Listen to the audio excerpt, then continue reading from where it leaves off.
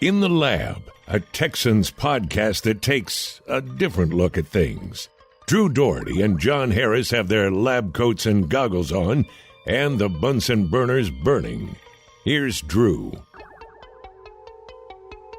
In the Lab time is now. My name's Drew Dougherty. That's John Harris. John, how you doing, buddy? I'm okay. I got two screens going. I got my remote from my film over here. I got my computer to take my notes, so I'm good. Got your glasses on, your hipster dark frame glasses, which I have dark frame glasses too. I just wear contacts. I'm not trying to. I wish I was trying to be hipster, but every time I try to be a hipster, it just doesn't work. Yeah, it just doesn't work.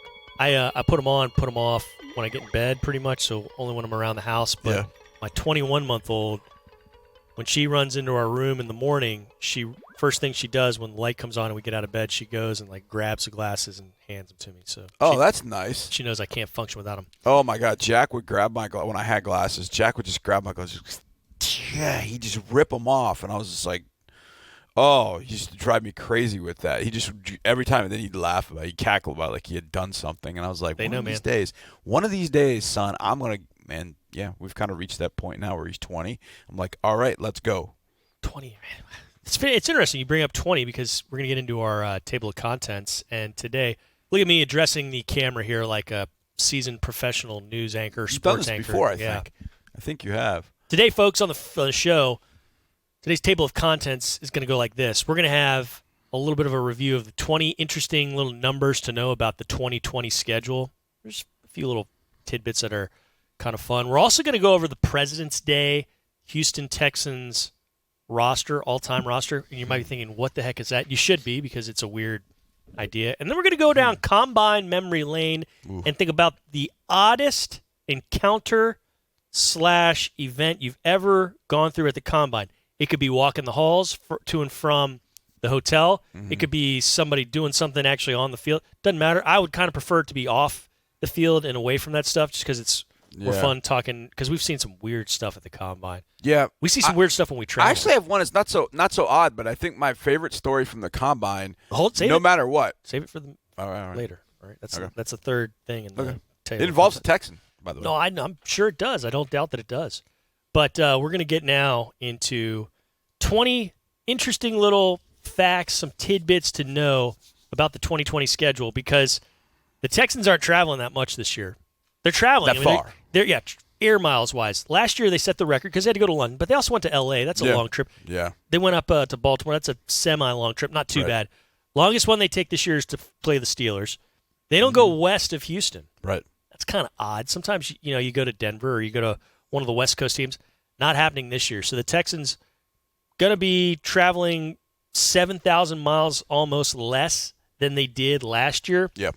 That's kind of a nice thing, and I wonder how it affects the squad, because there was a lot of worry, a lot of consternation. Twitter told me in about late August that the Texans would be lucky to win 6 games. Yeah, of course. I mean, that's what I was told. Mm-hmm. They weren't going to win 7 games because the travel, the schedule was tougher, et cetera, et cetera. You're playing the AFC West. You're playing the AFC West. You've got all these quarterbacks. Yeah, you're not going to beat the Patriots. Couldn't do that. Yeah. So, I'm interested how much of a factor, because you never really know. It's a quantitative thing. You never really know truly how much that affects wins, losses when it comes down to it. I think one of the things about the schedule, so to speak, is, and we won't know this till April when the schedule gets unveiled, is how the game's set up, timing-wise. Mm-hmm. Last year, we're sitting there looking at after the bye, a trip to Baltimore, a Thursday night. Which you thought, hey, after a bye, you can handle those guys. They lost in the first round of the playoffs. You can handle those. I even said at the time, I felt like Baltimore was a year away. Mm-hmm. Like, I thought 2020 was going to be the year where we go, oh, look out. Because Lamar, getting Greg Orman's offense, kind of getting it where they want it, it's probably going to be 2020 when those guys are really, really good. And they were a year ahead of schedule, in my estimation. But it was Baltimore, and then you looked at, okay, well, then you got the 3 in the row at home. But you've got you've got the Indianapolis Thursday night game 5 days after you know it's going to be a physical matchup in Baltimore. Then you've got the Patriots the Sunday after that. And then you have no idea about the Denver Broncos. None whatsoever. But I remember at the time thinking, you should be able to handle them. Should be able to handle them. It's Joe Flacco. Yeah. Texas played pretty well against Flacco. He doesn't hurt them. You know where he's going to be in the pocket. You just rush him, and you'll be fine. And it turned out, of those games, Baltimore and Denver were the more difficult ones, and then you win the two. But my point being, because you didn't really know when you were going to play those games, you thought, man, if maybe you play Baltimore earlier in the year, maybe it's a little bit easier game. Seemingly, who knows? Maybe you've played Denver when Flacco's playing. That's a little bit easier game. Maybe you play Colts even a few weeks later when Brissett really was starting to show some cracks in the armor. Maybe that's an even bigger win. Who knows? But I think a lot of it just has to do with when you end up playing these games and how you do it. The one that I'll be curious if it happens is Detroit Thanksgiving and whether that happens. It's a good chance of it. CBS is broadcasting that Detroit game because they had the Cowboys game this year. Right. So Fox gets it next year. So usually it's almost always when CBS is doing it, they're covering an AFC team going on the road. It's not a hard and fast rule, but it's a pretty consistent rule. Indy. Let it be Indy. Let them sign Phillip Rivers. Let it be Indy. Yeah. I'd rather not play on Thanksgiving. The bottom line is this, though. We can talk all we want about, this is a win. This is a Yeah.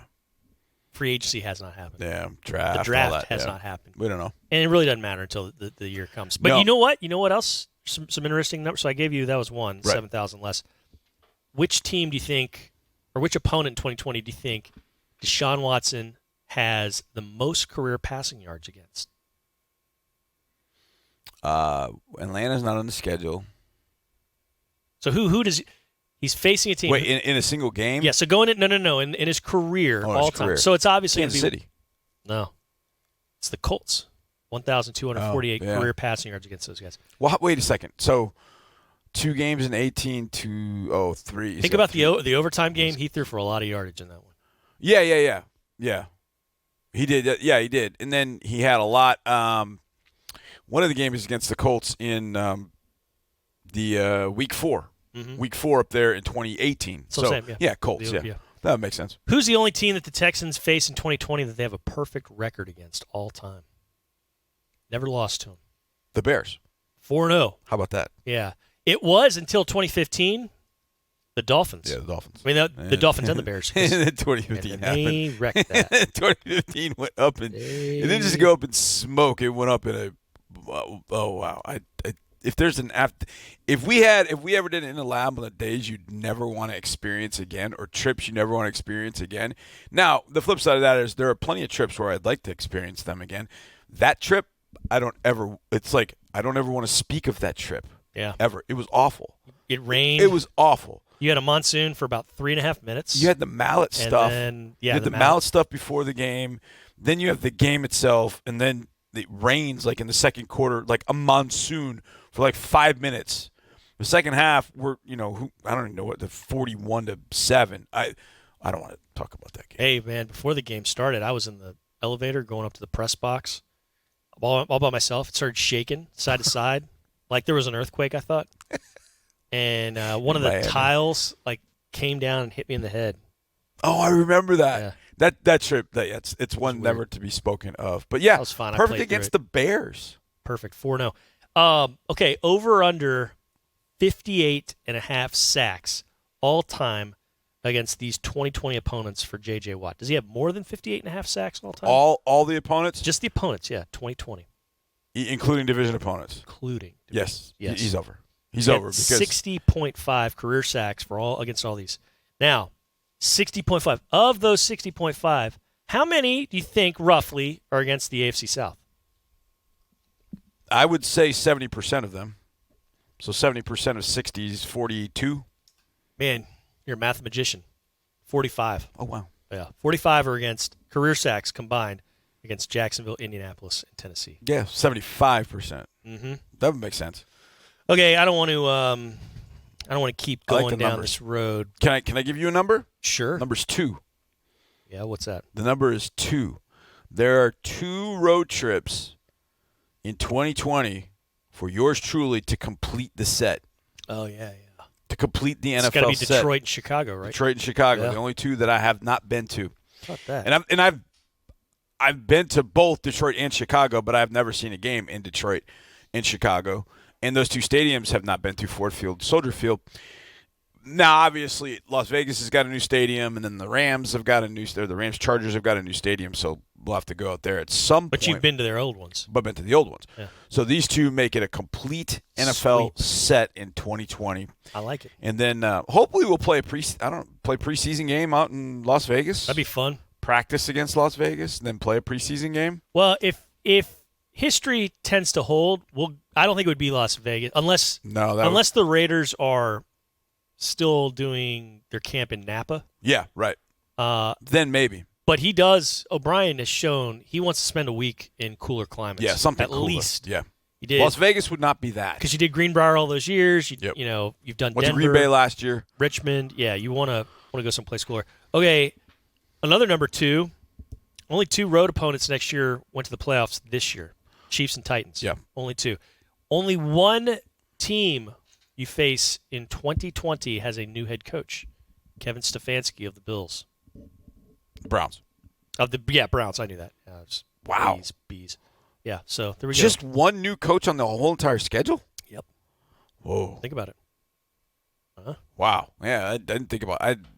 Kevin Stefanski, the only one with the Cleveland Browns. Uh-huh. Man. All right, now yesterday was President's Day, and there's not much going on news-wise with the Texans right now. Mm-hmm. So you're kind of digging for stuff to read about, talk about, and we had already covered that J.J. Watt got married. Congrats, J.J. Yeah, Way congrats. To go. Mazel tov. By the way, did you know that was coming? I was kind of had some context clues on Instagram. Some people I knew that were in the Bahamas, and he was in the Bahamas, and it seemed like it made sense this time of year. I saw some of the pictures, and I saw a tweet from a friend of ours saying something about Atlantis, and I was like, that's Bahamas, right? It's Bahamas. And so, but I never put 2 and 2 together, and then all of a sudden I was like, oh, he's getting married. I didn't know. Yeah. So I don't know. I didn't know if there was some announcement I missed, which is probably true. His was the most notable wedding, but also this weekend, Titus Howard got married. Yeah. So did Kaimi Fairbairn. How about that? Oh, in Hawaii, no less, where he's from. My daughter's going to be so upset. Oh, she liked Kaimi? Oh, yeah. Yeah, Kaimi's way up on the list. Sorry, Meg Harder. He's off the market. She loves Kaimi. So back to my thing. President's Day was yesterday, and I thought, there's a lot of presidents' names that players share with Texans. So Johnson is the most common name with the Texans in Texans franchise history. There have been 12 Johnsons on this team or in the franchise. Andre the best. Yeah, you got to figure Jackson. There's some good ones. Kareem So I thought, Jackson, yeah. how many players in Texans history have the same last name as a former president? It turns out there are 29 of them, and there were some names I never had seen or heard of. They're before my time when I got here in 2009, and I was just like, who is this guy? But I thought, okay, well, there's 29. You can make an all-time team, can't you? Because I saw a quarterback on there. Yeah. And I'm not saying you'd go knock off this year's Chiefs with this team. I'm not saying you'd knock off this year's Texans with – you would knock off the 0-2 Texans with this team. Could you – okay, I'm not going to – I don't think you could beat really just about anybody. But you'd have some stars. So – at quarterback, there's only been one quarterback in franchise history. Wait, hold on. Let me see if I can He didn't technically play in a game either, but he was on the team. And he shares the same last name as the man who succeeded JFK. So it's LBJ, the Texan, Lyndon B. Johnson. Oh, Josh Johnson. Josh Johnson's that's going to be your quarterback. Now the quarterback of the L.A. Wildcats? Yeah. Of the XFL? Yeah. Okay, and, Josh Johnson, yeah. Because of who he got talent-wise, I was going to go – I had to go with a 3 wide receiver set. Okay, Andre Johnson. Yep. Now, Damaris Johnson, I don't know if you would have put him on there. He was 1 year. I put him on my bench because I liked at the slot position the guy you got now. Well, there's no who also returns. There's no president named QT. The guy who you got now, who's your return man. Oh, DeAndre Carter. Oh, Jimmy Carter. Jimmy Carter, yeah. He was president when I was born. What am I thinking? Okay. And then I went with another Johnson. He wasn't here long. He caught the last pass of Jake Delhomme's career, and it was a touchdown. From Penn State. Bryant Johnson. Johnson, yeah. Yeah, so Damaris Johnson was on the bench. So they got 3 wideouts. It's funny, I can remember the college. I can't remember his first name. It's ridiculous. Oh, man. And then, it gets pretty dicey after this. My 5 offensive linemen. Yeah. Okay, Roderick Johnson's your best. Yeah. You got Jeff Adams. Oh, I remember. I saw him on the sidelines for Columbia. somebody in the playoffs. Somebody in the playoffs. He was on the side. He was on the sideline. Maybe the Titans. No, I don't know. I don't remember. But I just remember seeing him. Like, oh, I didn't know he was there. Jeff Adams, of course. John Adams and John Quincy Adams. Yeah. Scott Jackson. Like Andrew Jackson. Jackson. He was an offensive lineman here. He's center in 2006. Don't know if he played ever. Yeah. Todd Washington. George Washington. Yeah. He's 03-05. That's it, man. There's only 4 linemen. So we got 4 linemen? I pressed We're going to 4. I pressed Jarrell Adams into duty. Jarrell Adams, tight end. He's going to play tackle. Nice. Yeah. And I then like it. that's a 10-man offense. So I got to add. We'll go 4 wide. We'll add Damaris Johnson in there. So we'll go run and shoot. There you go, run and shoot. Yeah, I need to fix this. Do that. I've only got 10 men. Who's your best defensive player on there? Well, there's a few. Kareem? Yeah, I guess you'd have to go with Kareem. It's okay. You got some guys on defense. So your front line, defensive end / rusher, Willie Jefferson, like Thomas Jefferson. Yeah, we all remember Willie, now the pride of Winnipeg Blue Bombers. Yeah, your bell cow on the offensive line is going to be Travis Johnson. Defensive line, yeah. Yeah. Thomas Johnson, it's 2006. Do you remember him? Thomas Johnson, no. I don't know if he played at all. You got Terrell Adams as a linebacker. Yeah. We'll play him. Yep. Deshaun Polk, after James K. Polk. Nice, yeah. 2004 through 2006. And then you're going to go like dime defense, basically, because Yeah, you got Kareem Jackson, Yes. Kevin Johnson, Kevin Johnson, yeah. Lonnie Johnson Jr., Yeah. Yeah. Brandon Harrison after William Henry Harrison, Yeah. and Benjamin Safety. Harrison. He was there in 08. And then Eugene Wilson after Woodrow Wilson. Yeah. He was here about 3 years. Yeah. He was a veteran. And Mike Adams. So Oh, you yeah. got like a bunch of safeties. And on the bench, you got names like Chris Carter. Remember running back Dennis Johnson? Yes, from Arkansas. Chris Polk, the running back. You'll have some. Yeah, Bang Bang Chicken Shrimp. Yeah, Chris Taylor. Zachary? Yes, Chris Zachary? Taylor was. He ended up being an intern with us over at 1560 when I was over there. And then Nate Washington. He could be a. Dude, that's a. You need to put Nate Washington in there for Damaris. Just flip Yeah, I'll those put two him up. in the. Yeah. I'll put him in. That's a good way to go. Yeah. I like that. So Very nice. Had a little fun with that. Yeah. I it's funny because I was trying to think about what I was going to do for my daily brew, and I actually thought about that, and then I was like, I got to spit this thing out in like 15 minutes. And There was like, lots of okay. cross-referencing. You know, like you've got to go through the entire. So you have to have the presidents up in one screen, and then you Right. got to go down and. Yeah, exactly. Yeah. Match it up. It wasn't hard, but watch how I segue into our next topic. Yeah. I chose to go with the next 2 weeks, last week and then this coming Friday, the players at the Combine to watch. Offensive players at the Combine to watch, defensive players at the Combine to watch. And I know you wanted to talk about the oddest story. Not necessarily honest, but just most interesting. Yeah. Yeah, we can go So, lots of ways. okay. So at the Combine in 2016, so here's mine. Story time. I like in the lab story time, by the way. It's very good. They We do need it more. we need like a new graphic for that behind us. So 2016, we were still in the West Club at Lucas Oil, and radio tables are on the outside. Everybody else was just shoehorned into like one big old suite. Yeah. And people are just shoehorned in there, and it's wild. Like there's 1,000 people in there. I don't know how people are in there. Well, they've got 3 podiums set up, and then they've got a bunch of tables. Now we're in a convention center, so we got a lot more room. So they've got It's like about a 8 dozen podiums. Yeah, there's like 8 to 12 podiums. So they put a lot more people up at the podiums now. And then they still have the tables where you can go and talk to people that are maybe not as well known or people don't think are going to be first round picks or whatever. So they only had 3 podiums at the time. And so the tables, that's the players at the tables. And so I would just kind of go sit at a table and just listen for a while. And so I was at a table, and Tyler Irvin was talking. Remember Tyler Irvin, former Texan? And Tyler Irvin was talking. And this guy, I can see kind of the corner of my eye, this guy just kind of rolled up. And Tyler finishes the question. And he just blurts right in. He goes, Tyler, what are you going to run the 40 in? What do you anticipate running the 40 in? Like, what's going to be your 40 time? And Tyler's like, oh, man, I hope to run like in the 4.2s, 4.29. I was like, okay. So I didn't think much of it. I was like, boy, Tyler. I knew Tyler was going to be fast. I had to see him on film. I knew he was going to be fast, but I was like, 4.29, that's pretty fast. So then I go to a different table. It'd be one of the fastest 40 times ever. Yeah, ever. So I go to another table. That same guy shows up again asking the same question. And there's a few of that guy. Yeah, There's right. a few of that guy asking and there's just this question. one question. They go to each table, and they just kind of It's just like just one question. And so I saw him do that like 3 or 4 times. And he's asking these guys, and they're all, 4.3. I'm going to run 4.3. When I was at training, I ran 4.4.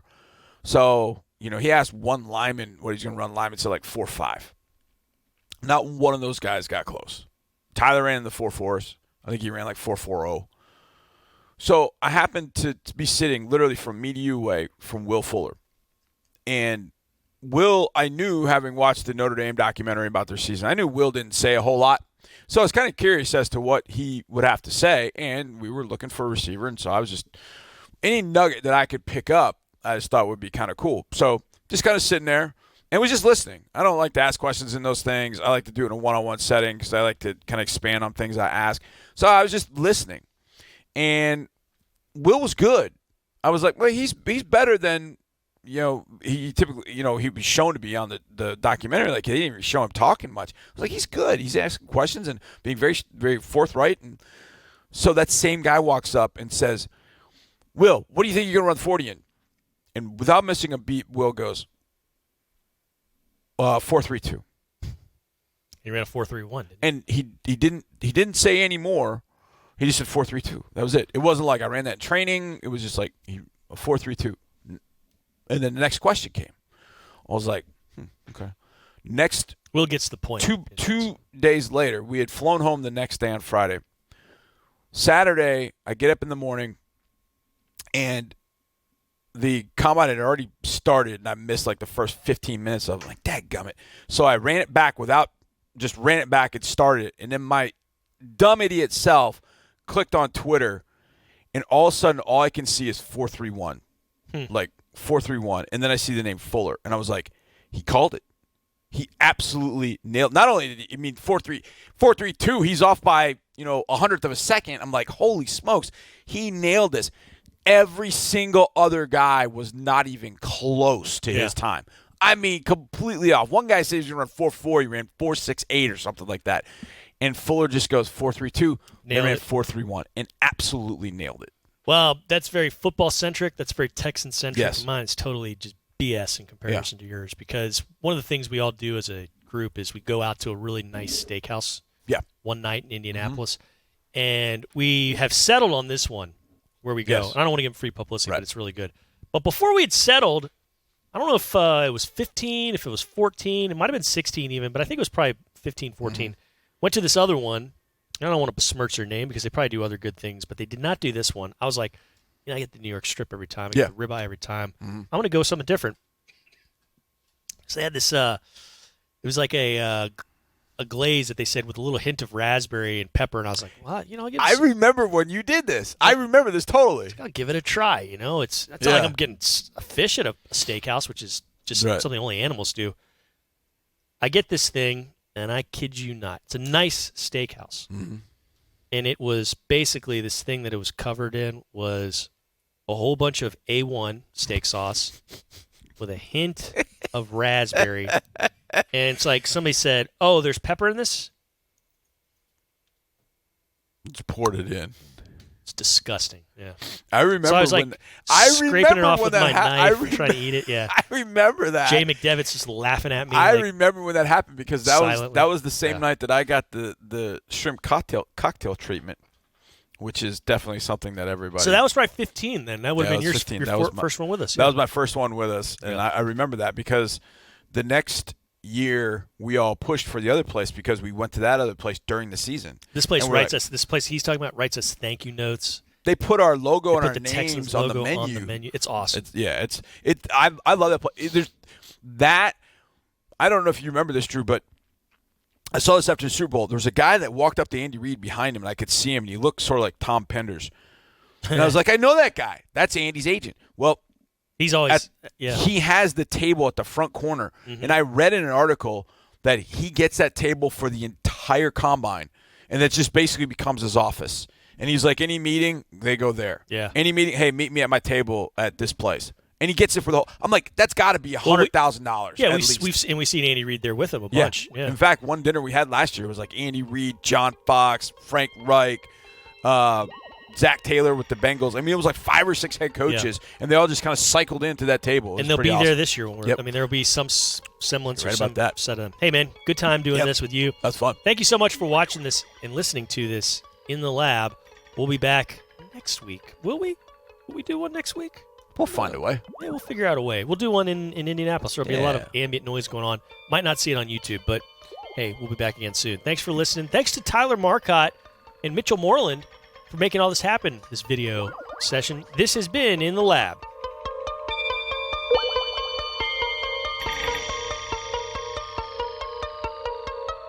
Thanks for watching. Subscribe to our channel and ring the bell to know when we post new content.